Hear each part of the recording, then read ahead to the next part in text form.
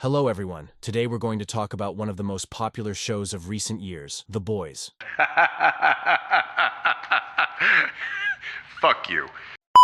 In this video, we'll focus more on the overall concept and storyline of the show. The first thing I want to address is that the series is, of course, a parody from start to finish. The show takes a critical and often sarcastic approach to nearly every iconic comic book character, especially from Marvel and DC. Now, don't make me go through the whole list, explaining how Homelander is essentially a blend of Superman and Captain America. Queen Maeve is Wonder Woman, A-Train is Flash, The Deep is Aquaman, and Black Noir is a mix of Batman and G.I. Joe's Snake Eyes. We'll generally use the term show, but feel free to apply my praise to the comic book that inspired it too. After all, if Garth Ennis hadn't written that comic, the show would never have been made. Garth probably thought it would be a good idea to take seriously all the comic book banter discussed in every geek and nerd circle, which is how The Boys was born. Let me explain what I mean with an example.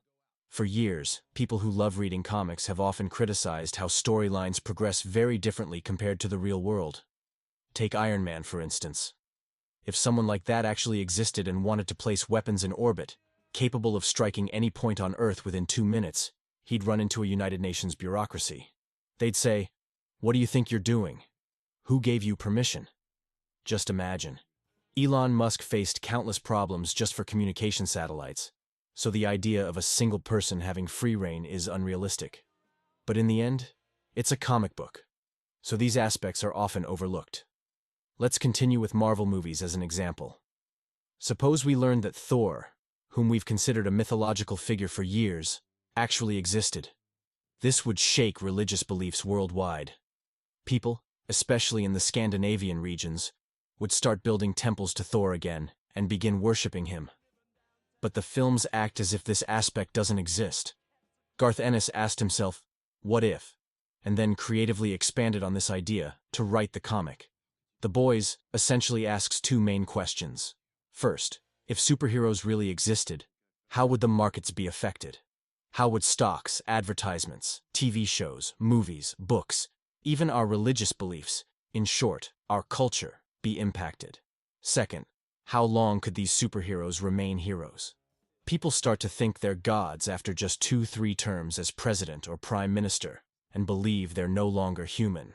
And I'm not joking. There's actually a psychological term for this: God complex. That's why there are laws in developed countries to prevent a person from becoming president or prime minister more than twice. While some powers can corrupt people to this extent, imagine if you were literally invincible. No human, no force could stop you. What would you become over time? The Boys asks these very questions and answers them in a rather unsettling way. In most shows, especially in fantasy series or stories, there are characters who don't have superpowers but have deep character development, strong motivations, and a very gray morality. In the show, Butcher and Huey serve this purpose. Both of their loved ones were killed by superheroes. Both reluctantly got involved in this path. Both deal with a lot of internal turmoil, but make great sacrifices because they believe it's the right thing to do. These characters were added to the story so the audience could empathize with them. But in a clever move, conflicts between these two characters were also included. While both are motivated by the same thing, one is much more ruthless, while the other is more of a softie. Moreover, the conflicts between them are designed in such a way that instead of driving them apart, they develop a mentor-student or brotherly bond. I'm sure for many of you, the relationship between these two characters has increased your fondness for the show. But in my opinion, the most successful, or rather the most distinctive, part of the show is the sense of helplessness it evokes in people. We've seen countless superhero shows or movies by now, but I'm sure you'll agree that the helplessness people feel against the villains in The Boys is on a whole different level. Sure, there were scenarios where Superman went rogue and terrorized people, but the solution was always clear. Either Superman would somehow turn good again, or they'd find some kryptonite to weaken him. In The Boys, they are pathetically helpless even against average superheroes. Just think, a significant portion of the first season is spent trying to kill just one superhero. And if you've watched the third season, you know that this isn't even a new problem in the story because a similar issue with Homelander also occurred in the past with his father, Soldier Boy. But forget about killing Soldier Boy. They had to conduct years of R&D just to neutralize him. And in the end, all they could do was put him to sleep for an indefinite period. The situation with Homelander is the same. From Vought executives to the highest-ranking officials in the government, no one has a plan to stop Homelander. Despite everyone making great efforts, no one has a tangible project to address the Homelander threat. Another thing the show does brilliantly is its satirical take on the industry itself. For example, when a new character is about to join the Seven, it's not about who's the best superhero, but who will provide the best representation. There's a ton of satire, like, we need a black character, so let's get a black person and make a ghetto movie. Or, let's use our female characters for female empowerment propaganda. Another area I want to touch on is the acting, starting with Homelander. I have to say that nearly every performance in the show is top-notch. Anthony Starr, who plays Homelander, is so in control of his expressions that there are countless memes on platforms like Reddit specifically made about his scenes where he's either angry or laughing or just showing any kind of facial expression. Most actors consider themselves lucky if they become the subject of a few memes in their lifetime. But this guy gives us a ton of new material every season, especially that scene where he realizes the public support for him hasn't waned even after he melted a civilian. It really left an impact on me in terms of acting. And it's not just one scene. There are countless moments like this. The show makes fun of SJWs just as much as it mocks the media, and it does so in a way that's blatantly obvious. The best part is that they manage to use humor effectively while doing this. Now, let's move on to another topic, the incorporation of the Father, Son, Holy Spirit scheme into the show. The series is built on this framework. You can think of the company as the Holy Spirit in the show. In Christianity, the Holy Spirit ensures that things run smoothly. It's similar to fate and destiny, but is a bit different. For example, the Holy Spirit can inspire people, and this role is taken on by Vought in the story.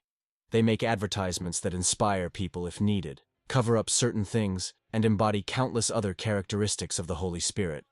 When it comes to the Son, or Jesus, I'm a bit confused.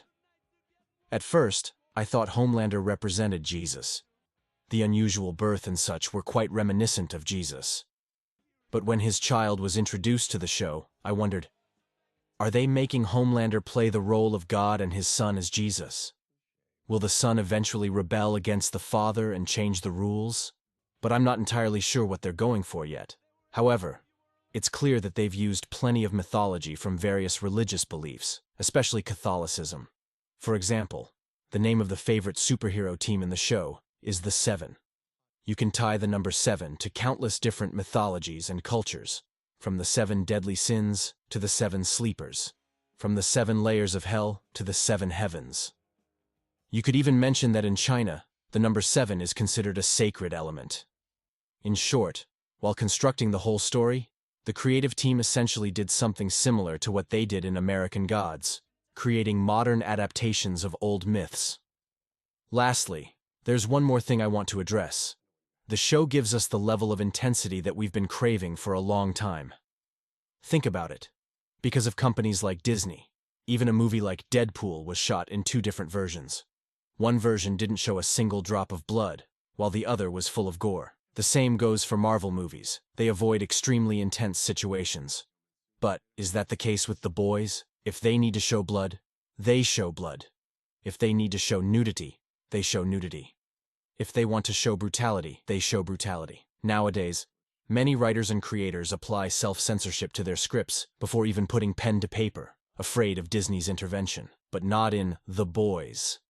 Clearly, the original comic book writer didn't hold back, and there's no self-censorship at play here.